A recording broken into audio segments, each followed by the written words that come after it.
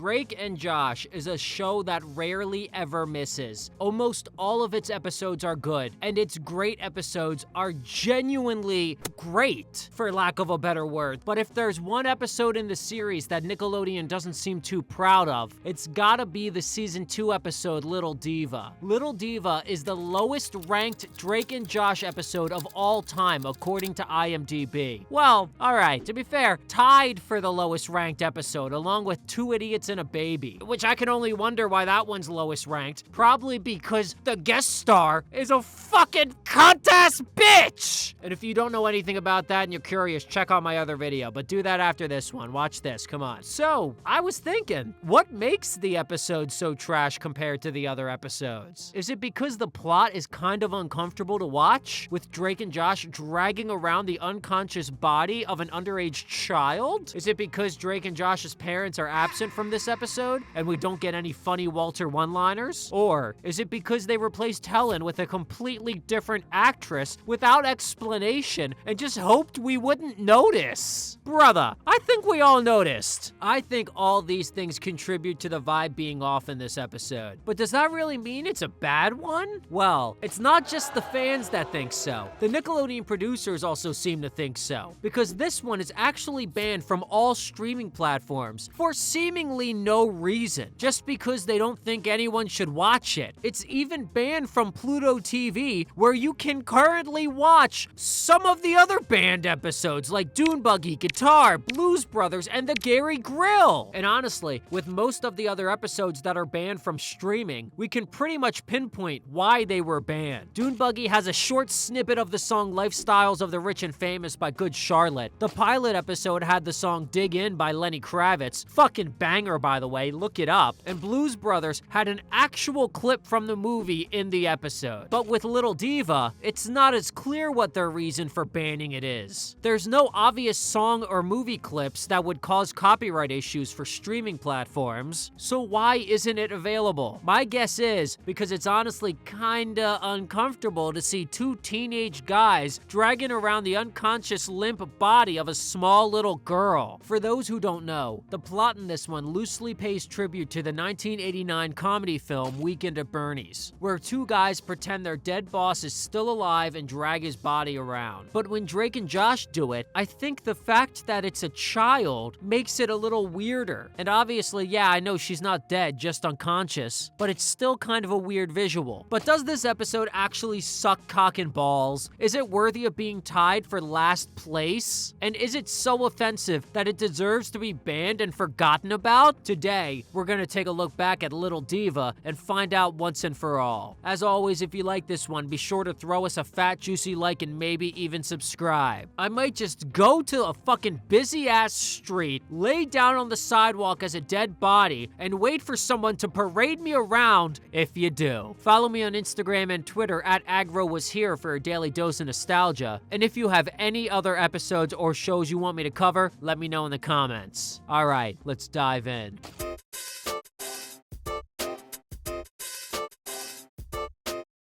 In the cold open, they talk about meeting famous people, specifically the vice president. And Drake says he also met the vice president's hot granddaughter and made out with her. Once Josh and I were in the same room as the vice president. The granddaughter? I made out with her. This episode is from 2004, so the vice president would have been Dick Cheney at that time. He had been vice president since 2001. There is no one else it could have been about. And let me tell you something. Yeah, he does have granddaughters, but their ages are not correct for what Drake is claiming here. They're they were children! The granddaughter? I made out with her. Dear God. Cut to the premiere where Josh is wiping things down to look busy, and Drake comes by asking for some free candy. No, free candy. Not even if I show you my tummy.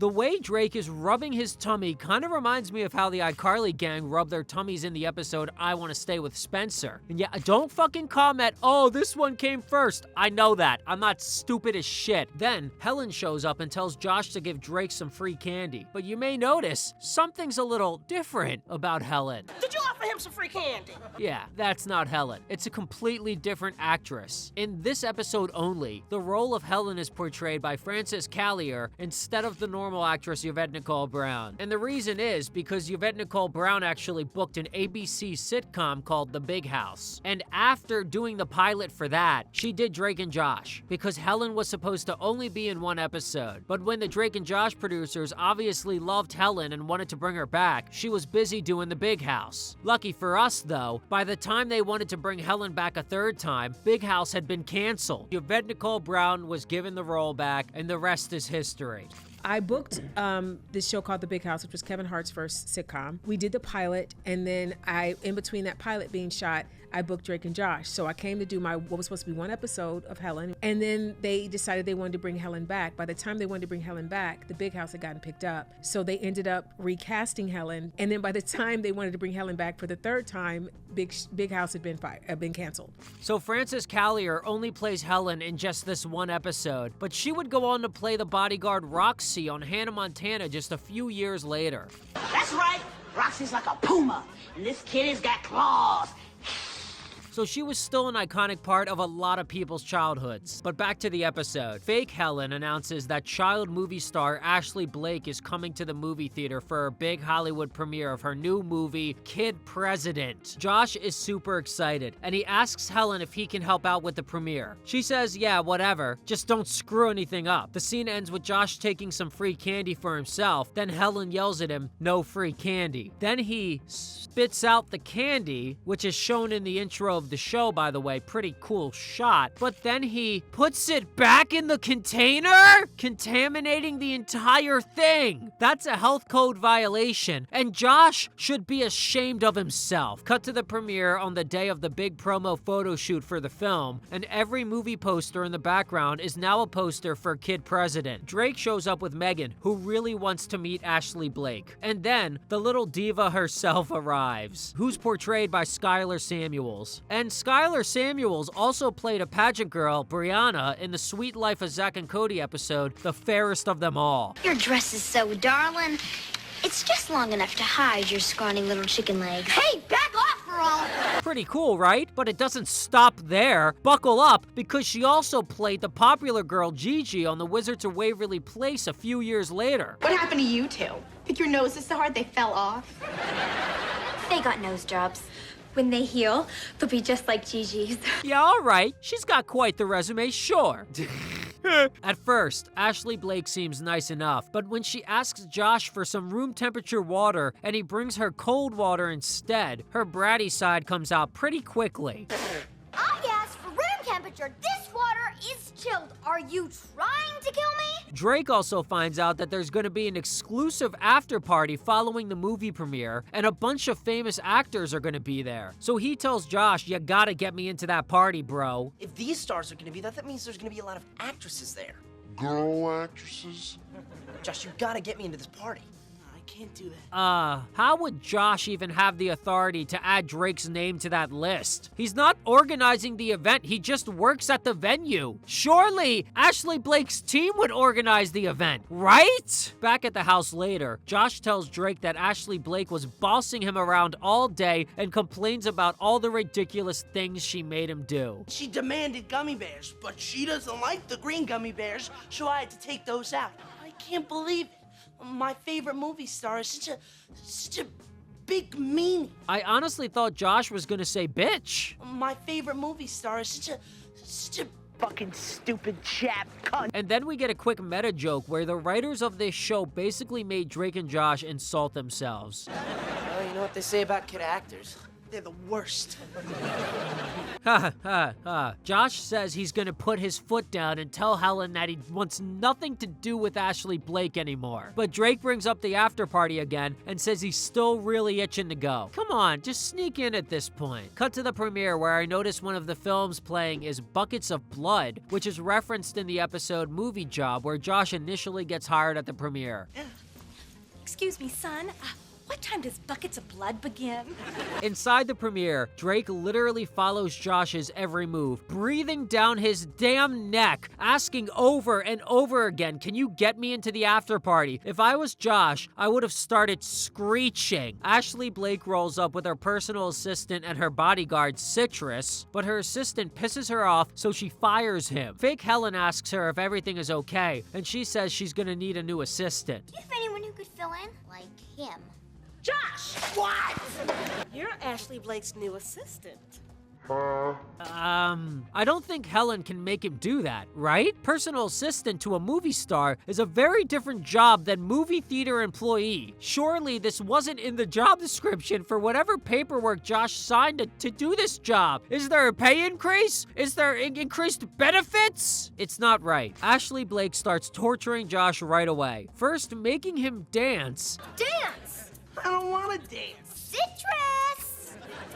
Dancing!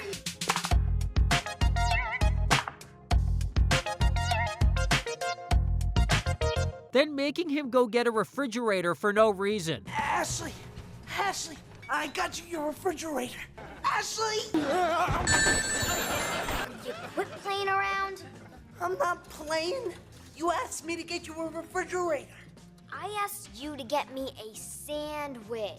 The refrigerator, by the way, is crushing Josh's balls. And those things weigh anywhere from 200 to 400 pounds. Brother's cock is crushed. Good luck. He's never gonna be able to fucking use it again. Fucking sun also rises in this motherfucking bitch, if y'all ever been in English class. Drake finds him being crushed underneath the refrigerator and agrees to help him only if Josh agrees to get him into the after party. Drake is a menace for asking that again when Josh is in such a compromising position. His nuts are being crushed as they speak. The juice is leaving them. Josh agrees, but tells Drake he has to help be Ashley Blake's assistant too. Which, I mean, fair enough. Then, as soon as he's freed, Josh is told he has to go give Ashley Blake a foot massage because it just wouldn't be an episode of a Dan Schneider show without some bare feet. Come on now!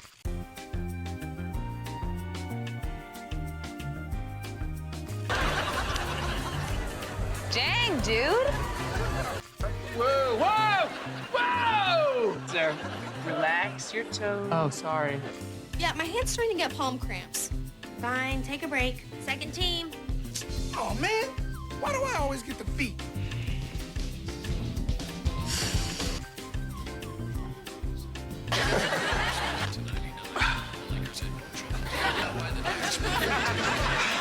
Later at the house, Drake and Josh are both exhausted from being Ashley Blake's slave all day, and this little motherfucker shows up at their damn house! Ashley! Hey, Megan.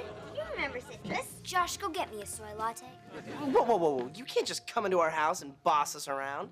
Look at that. 7 seconds have already gone by, and still no soy latte. Hell fucking no. This is a workers' rights violation. Josh already clocked out. He's not getting paid for this undocumented overtime right now. And how did she even get their address for that matter? But honestly, it's pretty funny though that Megan and Citrus appear to be friends now. She calls him Sea Dog. Look, they do a handshake and everything. When did they have time to bond like that?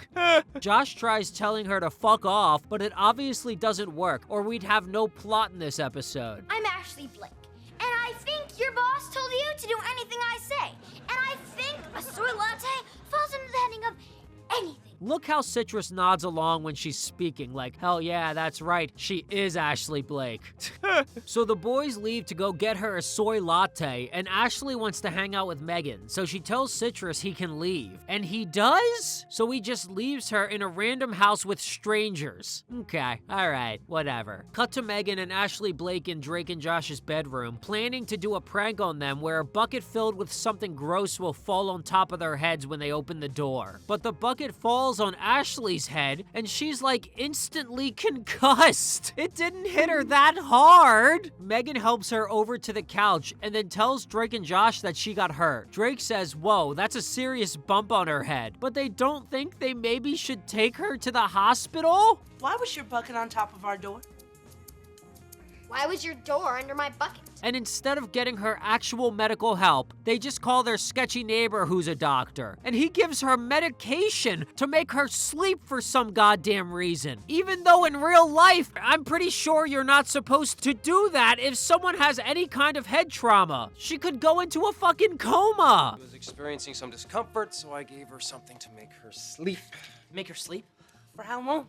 I don't know, 3, 9 hours, or days. Yeah, that's just simply not right. The boys realize they're screwed because the big movie premiere is in 45 minutes, and now the star is basically in a coma. And the doctor says, yeah, good luck with that. By the way, the bill is $500, which honestly is a really accurate portrayal of the American healthcare system. Megan says she's gonna go find Citrus, which is a logical move, except for some reason, he's not seen again till the final 5 seconds of the episode, and Megan isn't seen again at all. Where did Citrus go? Wake up, you drowsy little demon!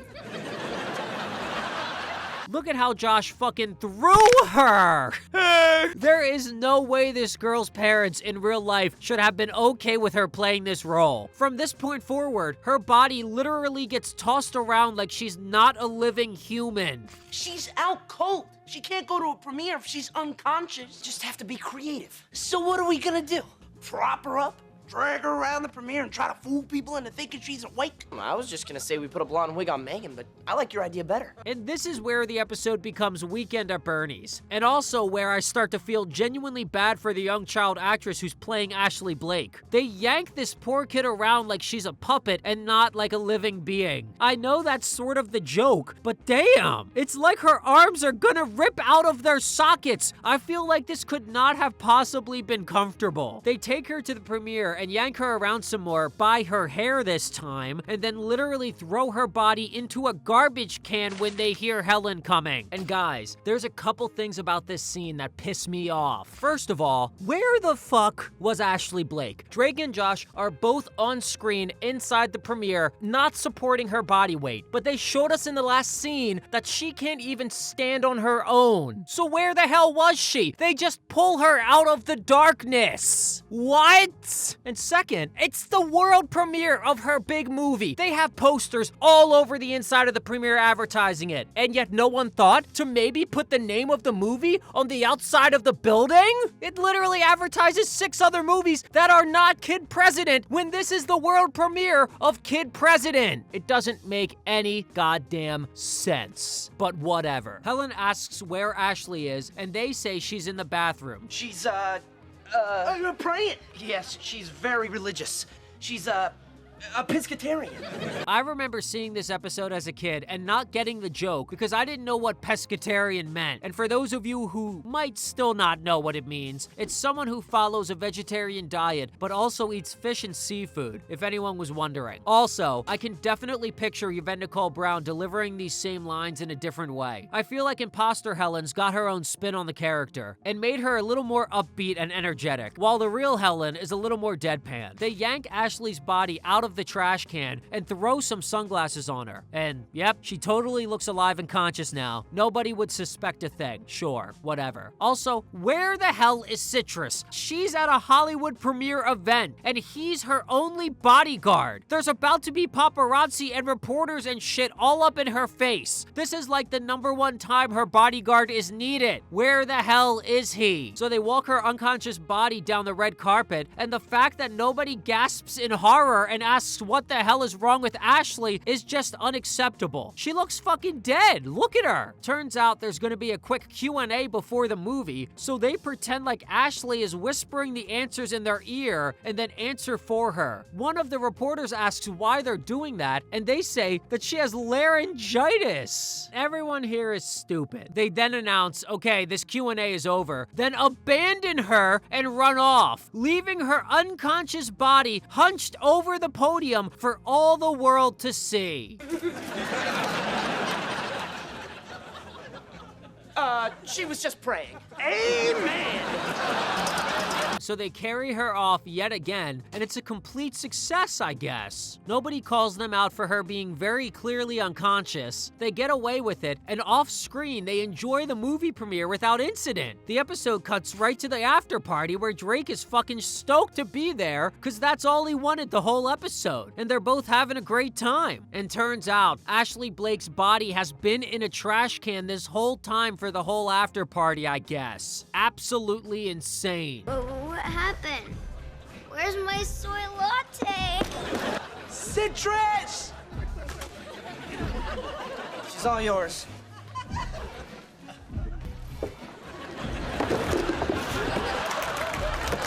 Citrus fucking puts her back inside the trash can in plain view of everyone!